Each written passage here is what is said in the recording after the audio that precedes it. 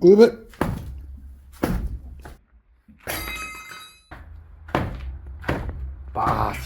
So as you saw, 9 out of 10 bolts. 9 out of 10 bolts, no issues. The last one, we had a few issues. Yeah, a couple issues.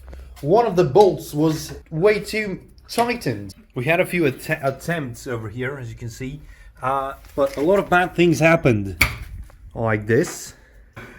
As you can see, completely sheared off. This should not have this form, right? And this should not look like this. So yeah, we had